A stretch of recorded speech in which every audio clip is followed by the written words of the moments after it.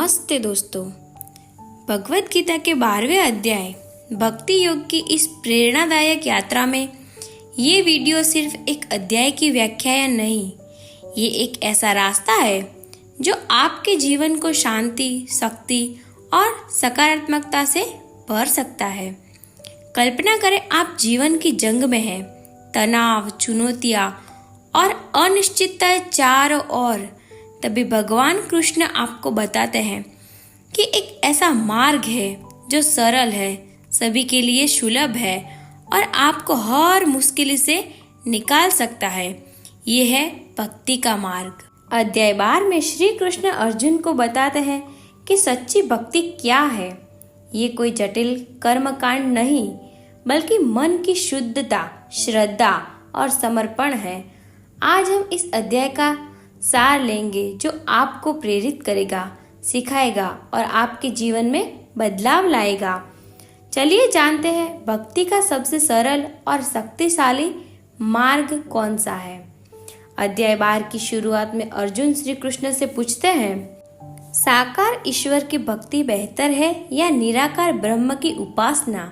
श्री कृष्ण का जवाब स्पष्ट है, जो लोग पूर्ण श्रद्धा और प्रेम से मेरे साकार रूप की भक्ति करते हैं वे आसानी से मुझे प्राप्त करते हैं, लेकिन निराकार की उपासना भी मंजिल तक ले जाती है, हालांकि वह कठिन है। इसका अर्थ है भक्ति का मार्ग सरल है। ये मंदिर जाने या जटिल पूजा करने की बात नहीं, ये है मन से ईश्वर से जुड़ना। जैसे बच्चा माँ के पास दौड़ता है, वैसे ही भक्ति हमें ईश्वर से जोड़ती है। ये हर इंसान के जीवन के लिए सुलभ है, चाहे आप स्टूडेंट हो, प्रोफेशनल हो या गृहस्थ। इससे हमें ये सीख मिलती है, आज के व्यस्त जीवन में हम तनाव, डर और असफलताओं से घिरे हैं। भक्ति हमें एक एंकर देती है, जैसे तूफान में मजबूत रस्सी। चाहे जॉब में प्रेशर हो या रिश्तों में उलझन, ईश्वर पर विश्वास आपको स्थिर रखता है। इसका सार है, भक्ति का मतलब है अपने काम को ईश्वर को समर्पित करना। जब आप अपने हर कदम को ईश्वर के लिए उठाते हैं, तो असफलता भी सीख बन जाती है और सफलता का आनंद दोगुना हो जाता है। अब चलिए जानते हैं सच्चा भक्त कौन है, जो सभी में समान दृष्टि रखता है। श्री कृष्ण कहते हैं कि सच्चा भक्त वो है जो सभी प्राणियों में समान दृष्टि रखता है। वह न तो किसी से घृणा करता है, ना ही किसी से अंधी आसक्ति। वह शत्रु और मित्र, सुख और दुख, मान और अपमान में सम रहता है। इसका ये मतलब है, ये समता की कला है। सच्चा भक्त हर इंसान में ईश्वर का अंश देखता है। ये हमें सिखाता है कि दुनिया को जज करने की बजाय उसे समझने और स्वीकार करने की ज़रूरत है। इससे हमें ये सीख मिलती है, आज हमारा समाज बंटवारे से भरा है, जाति, धर्म, अमीर, गरीब, लेकिन भक्ति योग कहता है सभी में एक ही आत्मा है। जब आप हर इंसान को सम्मान देते हैं, तो आपका मन शुद्ध होता है और आपकी जिंदगी में रिश्ते मजबूत होते हैं। समान दृष्टि से आप न सिर्फ बेहतर इंसान बनते हैं, बल्कि आपके आसपास का माहौल भी सकारात्मक बनता है। ये आपको लीडर बनाता है, ऐसा लीडर जो सबको साथ लेकर चलता है। अब हम जानेंगे भक्ति में समर्पण और अभ्यास की शक्ति क्या है। श्री कृष्ण कहते हैं, अगर तुम मन को मुझ में स्थिर नहीं कर सकते तो अभ्यास करो। अगर अभ्यास भी मुश्किल हो तो मेरे लिए कर्म करो। अगर कर्म भी ना हो सके तो कर्मों के फल का त्याग करो। इसका अर्थ है, भक्ति कोई एक रात का चमत्कार नहीं है, ये अभ्यास, समर्पण और धैर्य का मार्ग है। श्री कृष्ण हमें बताते हैं कि कोई भी इंसान चाहे कितना भी कमजोर हो, भक्ति से ईश्वर तक पहुंच जाता है। इससे हमें ये सीख मिलती है, जीवन में हम अक्सर हार मान लेते हैं। जॉब में असफलता, रिश्ते में टकराव या आत्मविश्वास की कमी, लेकिन भक्ति योग कहता है, अभ्यास करो। जैसे जिम में मसल्स बनते हैं, वैसे ही मन का नियंत्रण अभ्यास से आता है। और अगर अभ्यास कठिन हो तो अपने काम को ईश्वर को समर्पित कर दो, तनाव अपने आप कम हो जाएगा। समर्पण और अभ्यास आपको अजेय बनाते हैं। हर छोटा कदम आपको लक्ष्य के करीब ले जाता है। चलिए अब जानते हैं सच्चे भक्त के गुण क्या है। दया, संतोष और क्षमा। श्री कृष्ण बताते हैं कि सच्चा भक्त दयालु, संतुष्ट, क्षमावान और अहंकार से मुक्त होता है। वो सुख दुख, निंदा स्तुति में सम रहता है। वह किसी से अपेक्षा नहीं रखता और सभी के लिए शुभकामना करता है।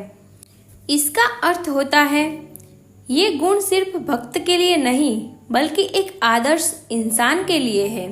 ये हमें सिखाता है कि सच्ची खुशी बाहरी चीजों में नहीं बल्कि हमारे व्यवहार और सोच में है। इस अध्याय से हमें ये सीख मिलती है, आज हम अपेक्षाओं और अहंकार के जाल में फंसे हैं। लोग मेरे बारे में क्या सोचेंगे, मुझे और चाहिए।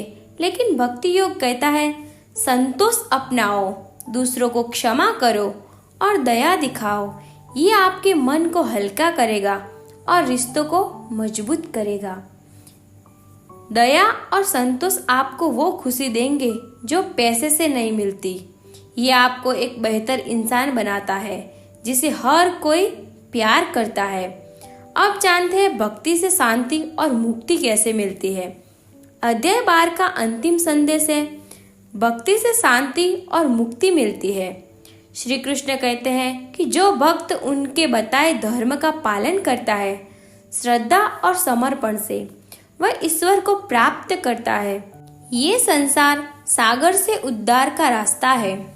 इसका अर्थ है भक्ति हमें जीवन के चक्र से मुक्त करती है, डर, तनाव और असफलता से।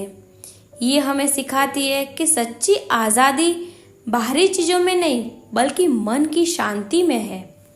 इस अध्याय से हमें ये सीख मिलती है, हमारी सबसे बड़ी जंग हमारे मन से है।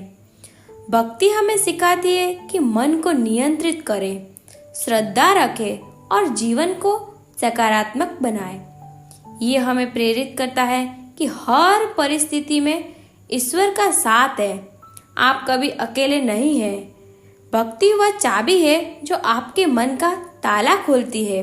ये आपको वो शांति देती है जिसकी तलाश पूरी दुनिया कर रही है। दोस्तों, भक्ति योग का सार है। भक्ति सरल है, शक्तिशाली है और सभी के लिए है। ये हमें सिखाती है भक्ति सबसे आसान रास्ता है ईश्वर को पाने का। समान दृष्टि से जीवन सकारात्मक बनता है। अभ्यास और समर्पण से असंभव संभव होता है। दया, संतोष और क्षमा हमें बेहतर इंसान बनाते हैं। भक्ति से मिलती है सच्ची शांति और मुक्ति। ये अध्याय हमें प्रेरित करता है कि जीवन की हर चुनौती में भक्ति हमारा साथी है। चाहे आप स्टूडेंट हो, प्रोफेशनल हो या परिवार चलाते हो, भक्ति योग आपके लिए है।